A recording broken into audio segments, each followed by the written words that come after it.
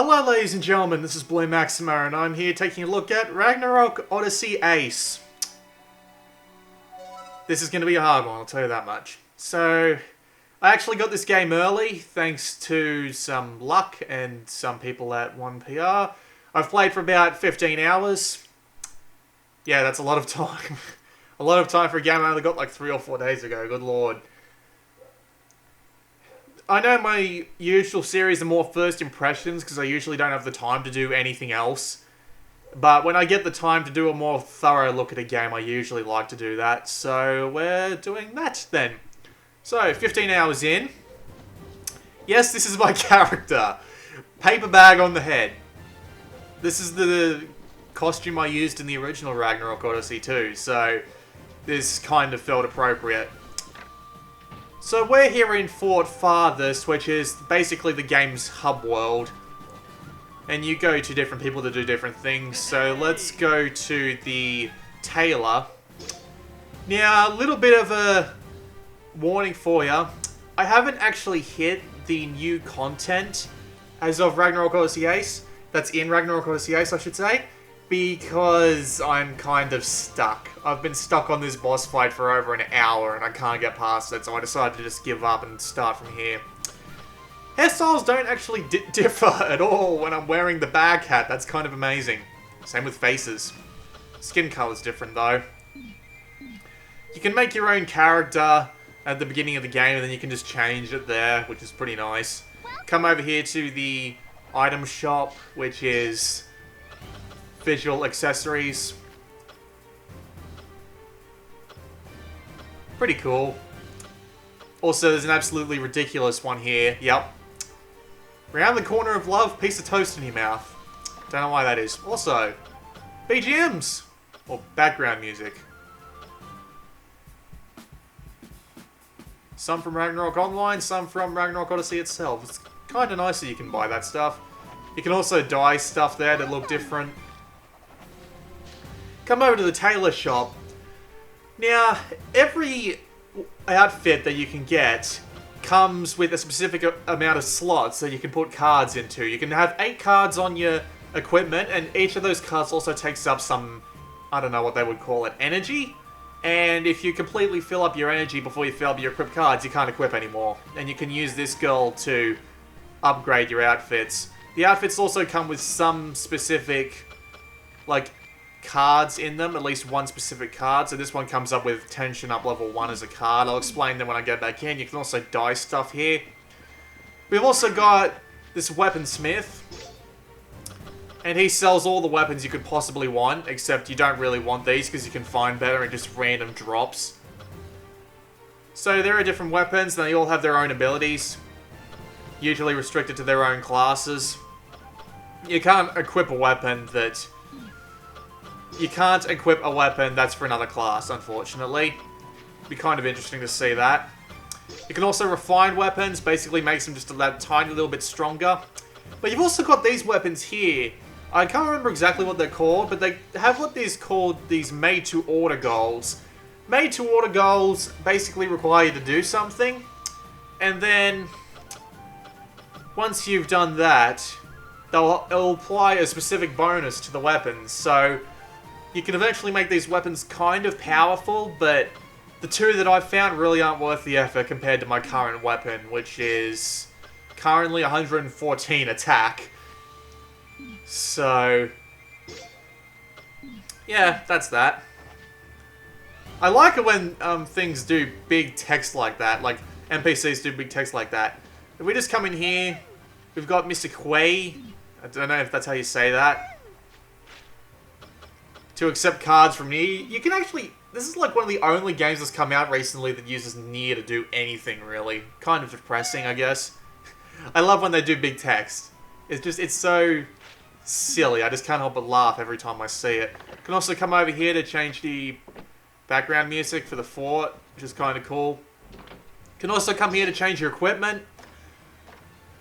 We've also got cards here, as I was saying before. These cards each have their own little bits of energy. So these 3 have 3 bits of energy. This card here has 2, this card here has 2, this card has 1. And we've also got all the different potions you could want. I'll show off more of them in a moment. And ace skills. Ace skills were just added in Ragnarok Odyssey Ace. Ha ha ha. So I've bought a couple of these ace skills and, well, I'll explain my dissatisfaction with them momentarily. You can save your outfit set here, which is pretty nice. You can have up to 6. I stand corrected, you can have up to 42. I've also got the Mercenary book here, which is basically your encyclopedia of completion of the game. I've only found like 20% of all the weapons, which seems kind of ridiculous now that I think about it, because I'm actually at the end of the Ragnarok Odyssey content. And you can see stuff about just materials, your cards, and your skills. Like, I've only found 8% of the cards. That's kind of ridiculous. They all drop, like, every enemy drops, like, 10 cards. It's kind of ridiculous. And you've even got skills, NPCs, your different enemy types, all your areas. I guess Ace must add a lot more areas because, yeah, I haven't been that far yet. And all the different music and all the different potions you can get. And you've also got the reward list. If every time you get any specific section to 10% or any multiple of 10%, you can get special rewards for it. I haven't collected any of these yet because I haven't felt the need to. I don't even know what half this stuff would do. You've also got your history here, which tells you all your stuff, as you can see. Playtime outside quest, 4.5 hours, jeez. Total quests started, 100, jeez. Exactly 100 quests. That's kind of something. So yeah, you've got all this different stuff here. You can import your data from the original Ragnarok Odyssey, although I don't know how much of a difference it would make. This is the stone used to change your class. And you can use that desk there to save manually. Not very important. Alright, so, now we're in here. These NPCs over here... I'm just going to turn this down because I can't hear myself talk very well.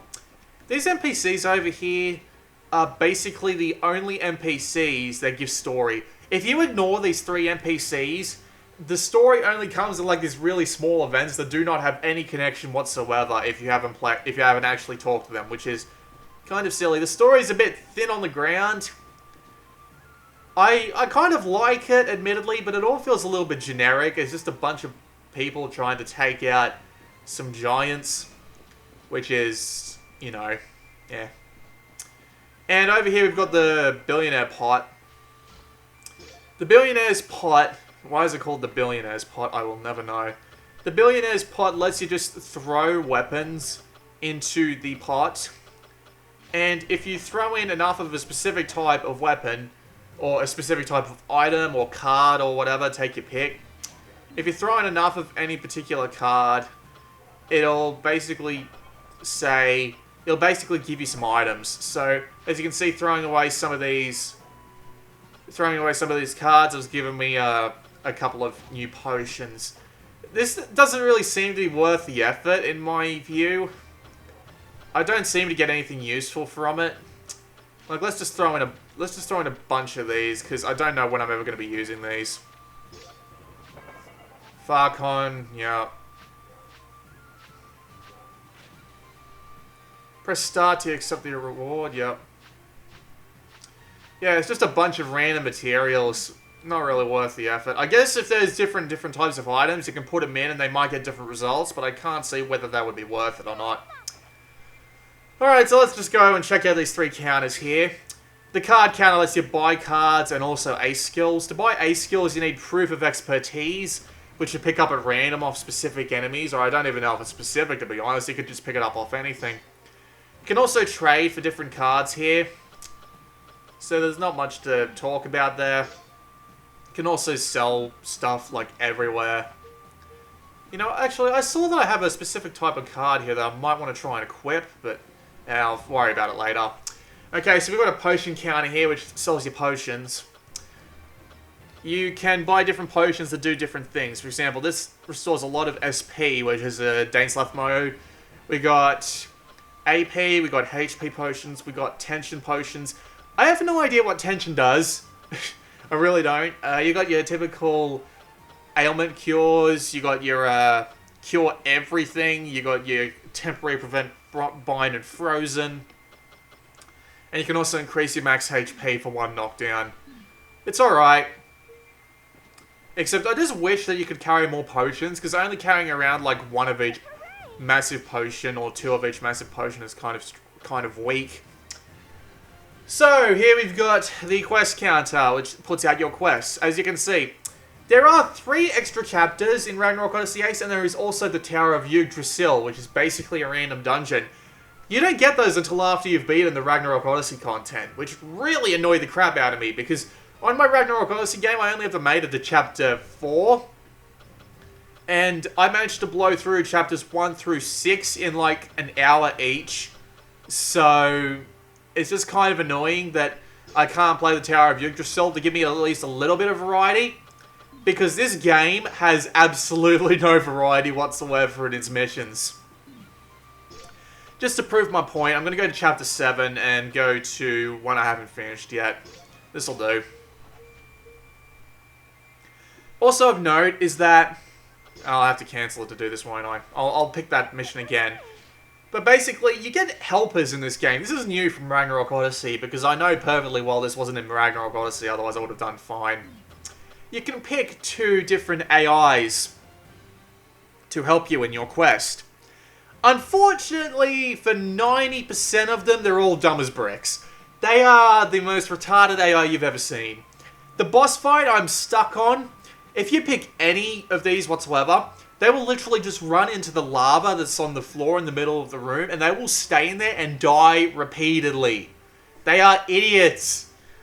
That's why I only bother having the clerics, because sometimes the clerics give you free heals. So, let's go and pick that mission again. Wrong mission. Actually, I'll save that one as a... I'll save that one for the time being. There we go. So, let's go.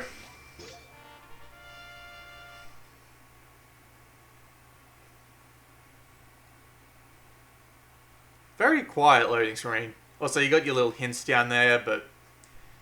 yeah, sometimes they're not very useful, sometimes they are. So this is Ragnarok Oddysey!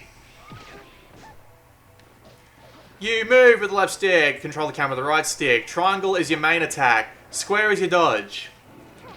Circle is your heavy attack, but your heavy attack is very good at knocking enemies for a flight, or at least trying to stun them. I actually got to pause for a minute, because I want to show off the controls. As you can see, there's your controls on the left there. You can also change your key set to make things a little bit more convenient. I like using control set 1 because you can press L and R to lock on, and it's a really nice way to lock on. So yeah, L and R is your lock on. You can press L to center your camera, at least on my control set, and R is dash on my control set. You have to tap the screen on the bottom right to use these potions, which I will not be using right now. You can also tap on these to affect whether you want to actually target your ally with some sort of ace skill. Let's move to the next area. So, ace skills are new to this game. You can press L and any one of the face buttons to activate them, depending on what face button you got to map to, or you can just touch them, basically. So if I just tap this here, that ace skill just gives me a little bit of extra power in my attacks. Unfortunately, ace skills seem to be the only real major addition to Ragnarok Oddysey that makes any difference, and it doesn't really make enough of a difference to make the combat not as boring. I mean, the combat isn't that bad, but this is a game where doing nothing but killing monsters is the main goal. Also, see, my AI's been knocked out already. No, the AI doesn't actually get that very good equipment, but, you know.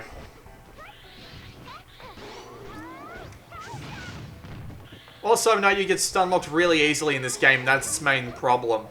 If you get stun-locked really easily in this game, basically you're screwed, because if you get stun-locked, you can still get hit by attacks while you're on the ground, and on some bosses, this is basically a death sentence.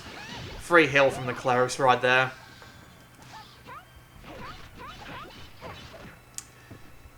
But as I was saying, the missions basically boil down to kill everything. There are some missions where you have to go and collect a specific resource, but that specific resource is found by killing enemies. So there's not that much to it. It's basically just go in, kill everything, finish mission, or fail mission in some rare cases. Okay, so, Dane's Left mode. You become much faster and much stronger, and you gain health back on kills. Problem being that your health drains continuously while you're using Dane's Left mode, so you have to be constantly attacking stuff in order to actually save yourself, which is... It's kind of a high risk, high reward situation. If you do really well with it, or just find a lot of low health enemies in a small area, you can actually heal up a lot of HP. But if you can't, great news, you can't do that. You just end up losing all your health, and then someone will come along and hit you with a lucky shot, and you'll be down. Whoopsie. And this is all there is to the game, really. Just going in, smashing your triangle buttons, sometimes hitting circle if they're close to being hurt.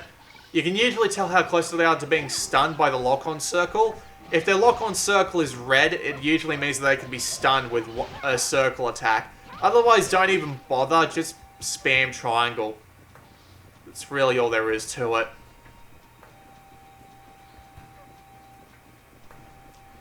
And that's all there is to Ragnarok Oddysey, really. I mean, half these screens aren't even really that important. You can just run right past. I even forgot what quest we're doing. We're trying to do Leb Olmai? The hell is that? Also, hello, Frost Giants.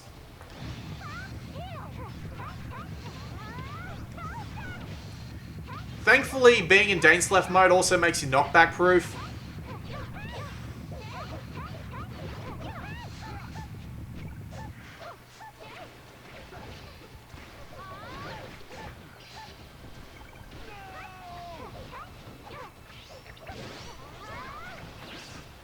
To be fair, I wouldn't give the game too much crap if it was just a sort of game where, you know, if it was just this sort of, this sort of fighting. But unfortunately, the stun locks are basically what break it. See, I've been stun locked here, and then I've been frozen, and then I get hit by another enemy, and before I can and just as I get up, I have to get out of the way, otherwise I get attacked. The stun locking in this game is what dooms it, basically. The stun locking makes this game almost unbearable at times. I'm not even trying at this point, and I fully admit I'm not trying. But even when you're fighting really difficult bosses and you get into a stun lock, which basically kills off your character immediately, it is so frustrating. I've been in this situation so many times, and the boss I'm stuck on. It's such a pain in the ass. Basically being comboed, stun locked, and being killed immediately just takes most of the fun out of this game. To be fair, they did rebalance the game so that it would be easier, and I'm not going to argue this. If you liked Ragnarok Oddysey but found it to be too hard, Ragnarok Oddysey Ace will be your, not so much your salvation, but what you've been asking for. Because you can almost finish this game solo without getting frustrated, because I have gone to Chapter 9 without anyone else's help. Did have to look up a guide once or twice. Even with a guide, one of the bosses is still really freaking hard, and that's a pain in the ass.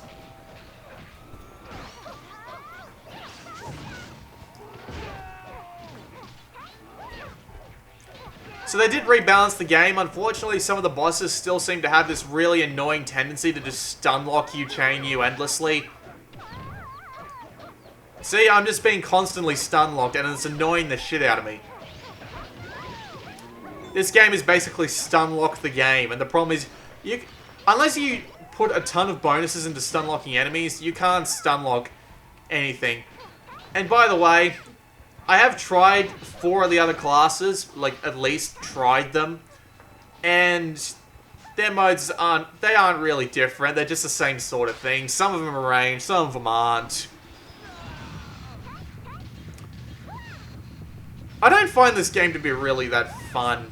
It's just, I mean, I can get into it as a sort of just sit down, go brain dead, and just play all the way through. But I can't really, Jesus Christ. I can't really enjoy it in any real sense. It's just, it's hard to, because the constant frustration from being stun locked and the rest being like, it's actually, this game is actually kind of easy. I can make it hard on myself by doing the multiplayer missions solo with no help. But still, just the constant stun locking feels more cheap than it does anything else, and it's more frustrating than enjoyable. Admittedly, I had the same problem with the original Ragnarok Oddysey, and that game was, like, stupidly hard to boot. And some of the bosses are actually easy to take out, and then they get really, really hard. Some bosses you have to actively change your tactics for. There's no just standing in one place and spamming triangle. That's fine. It's bad when you have one tiny area that you constantly have to attack. There's no other areas that you can possibly attack at all to get any good damage in. And there's a good chance that you can be basically just knocked out of the sky and killed instantly with one attack. It's such an annoying thing. Also, sometimes the camera gets really annoying, as you can tell.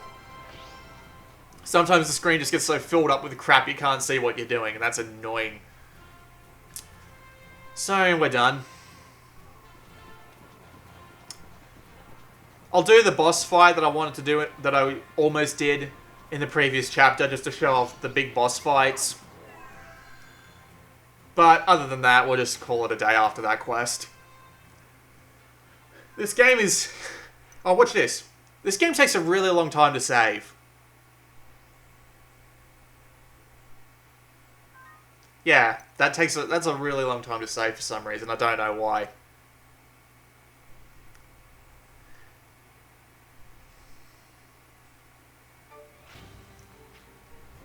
So let's go and pick that other mission, which is a... Whoops. Basically, the way the game progresses is that you have to beat story quests, and then eventually you'll have to do some free quests, and then it'll throw you another story quest, yada yada yada. It's pretty basic. I have nothing against it. Let's go. I don't even need to get anything else.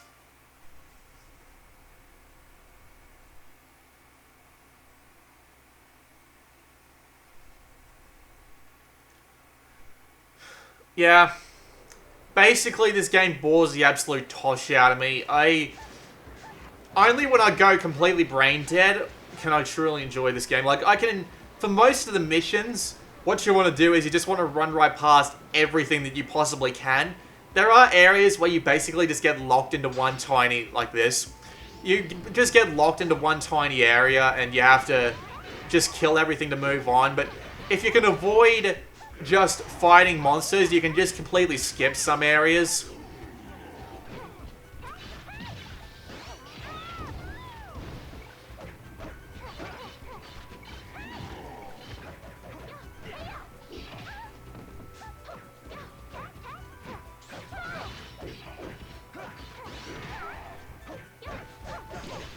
This game plays more like a hack and slash than it does anything like a, as people would call it, a Monster Hunter clone. And I don't even like Monster Hunter.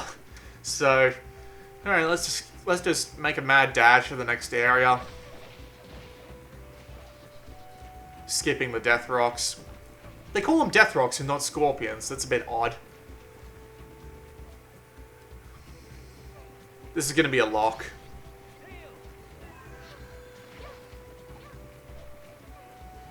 Oh, I thought this would be a lock. Okay, whatever. Moving along. There is aerial combat in this game, but it's not much different from the ground combat, really. It's kind of disappointing. They had an opportunity to make some big changes with Ace, and they didn't really take the opportunity to actually make them.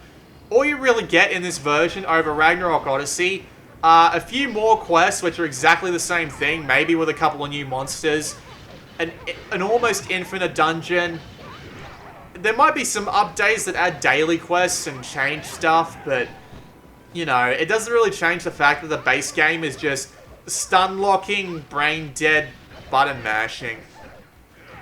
With some bosses that are really hard to beat because they require you to be really, really precise out of just freaking nowhere, which is really, really frustrating when games do that. Alright, so Giants boss fight.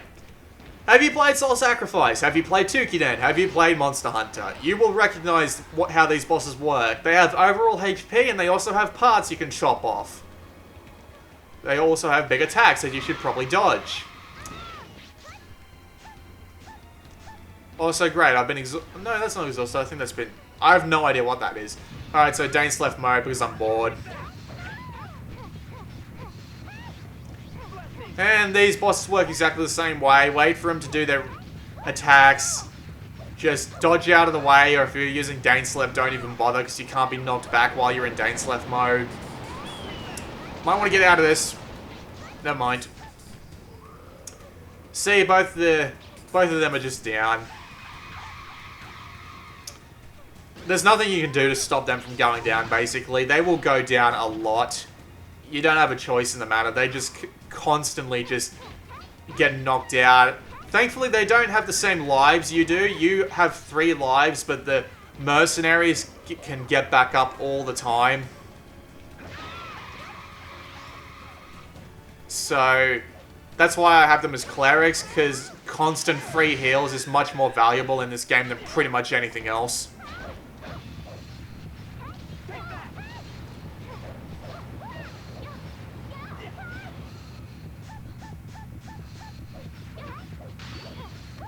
There goes one of the parts. There is crafting in this game, but it's not so much crafting as just get these... Well, I guess it does count as crafting. You just get the items, and then you go and pay some money, and give the items in, and you can expand, and you can... It's not as engaging a loot system as any other game that I can think of, like Soul Sacrifice or Tukiden. I don't know why, everything about this game just seems a lot more dull. I don't know what it is. I don't know if the world of Ragnarok is more generic than other fantasy worlds of its type, but this game really does feel more generic. I mean, with Soul Sacrifice's, like, urban legends style atmosphere, and then you've got Tukiden, which does the Japanese thing. This game really doesn't stand out at all, in any respect of the word, to be perfectly honest with you. See, that was a really easy boss fight. I mean, I am pretty over-equipped for this, but that was basically how this boss fight went when I first fought it, like in Chapter 5, so...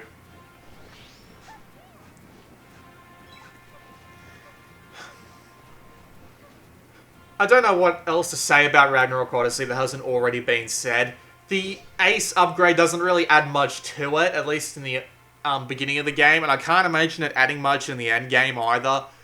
It's a very button-mashy, spammy game with a lot of stun locking and difficulty climb bosses that come out of nowhere. It can get frustrating at times, and the frustration spikes that you get aren't really worth the sort of, you know, good bits of the game. I just don't enjoy it that much at all. If someone came up to me and asked me to recommend a hunting game, whether it be Soul Sacrifice, Tukiden, or Ragnarok Odyssey Ace, Ragnarok Odyssey Ace would be at the very bottom all the time. It would just constantly lose that battle. The developers had so much of an opportunity to try something new with this, and it really doesn't. It just doesn't click. The new additions don't really click at all. They just feel like a waste of time. By the way, they actually nerfed my favorite thing to do with the emotion system in this game.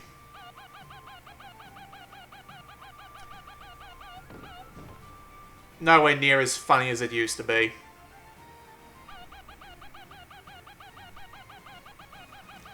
You used to be able to just float in the air by doing that. It is still kind of funny to watch him spaz out, but...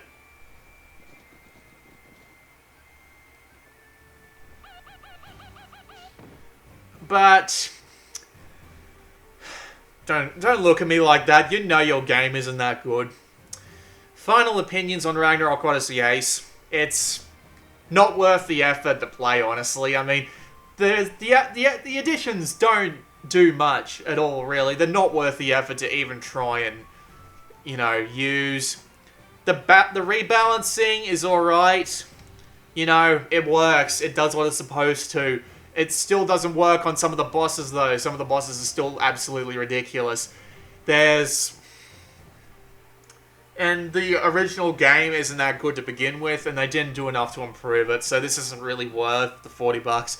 If it was $20, like if it was a digital download release that was $20, and it's like, hey, if you want to upgrade your original copy of Ragnarok Oddysey and get slightly better for, I don't know, about $20, that would be fine. But, and you know, that game might be recommendable for $20, but for a full price release, for what is basically the same thing, just with a couple of extra bits of, I don't know, flavoring put on top, which don't even really do that much. Not worth it, guys. Just avoid. Avoid. This has been Blue Maxima, and I'll see you all next time.